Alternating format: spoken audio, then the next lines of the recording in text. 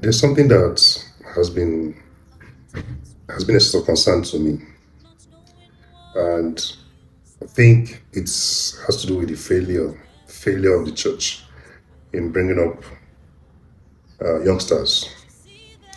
Have you noticed that the children of these days, Gen Zs, I don't know what the stage after Gen Zs are called, that it is a normal thing for them to, I mean, that 419, defrauding people is like normal thing to them. If I say somebody's doing 419, it's like, it's normal.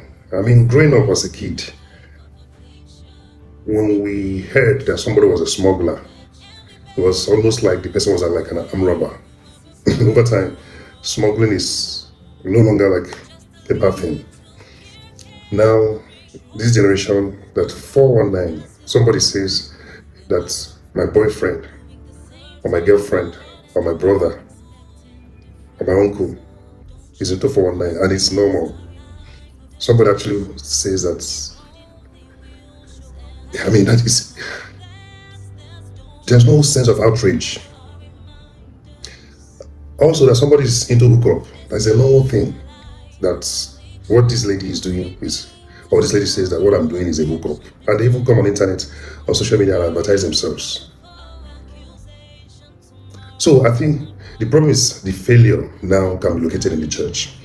Now, way back when we were growing up, the message that was always coming out from the Sunday school teachers was stealing is bad, covetousness is bad,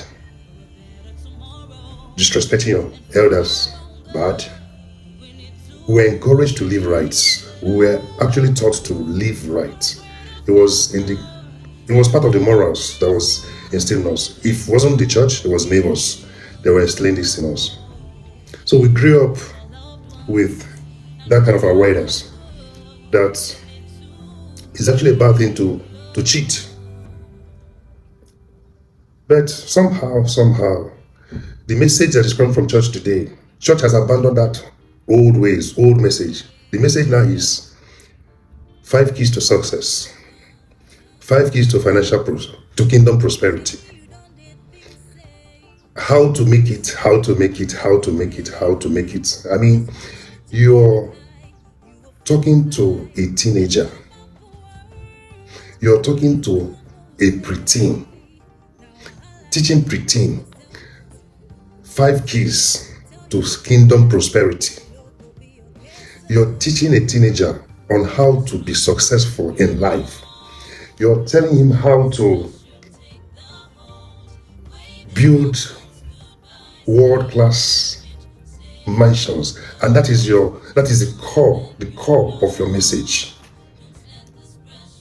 Every man is born innately with greed. So without Christianity, without Christ, every man has inside of him an inborn greed, an inborn tendency for covetousness, and is looking for an avenue to tame those basic instincts. And he runs to church. Instead of the church helping him to tame the instincts, the church is helping him to feed the greed more, to feed those things is running away, to feed the greed, to feed the covetousness more. And you wonder why you do business with a Christian, you can't go to bed and sleep with your 2 eyes. You wonder why you do business with a Christian, you can't turn your back without expecting him to stab you, without expecting to defraud you.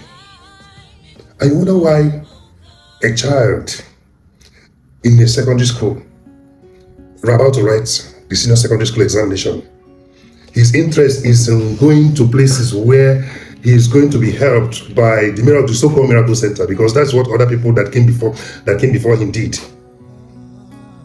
And the funny thing is that a generation that saw that as normal are now the ones that have given birth to another generation. So even these ones, presently, it's even the parents that are even looking for miracle centers for their children. And it is normal. It is normal. I mean, it is normal.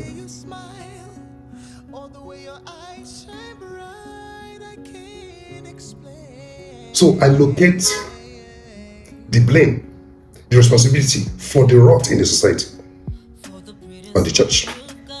The church has failed woefully,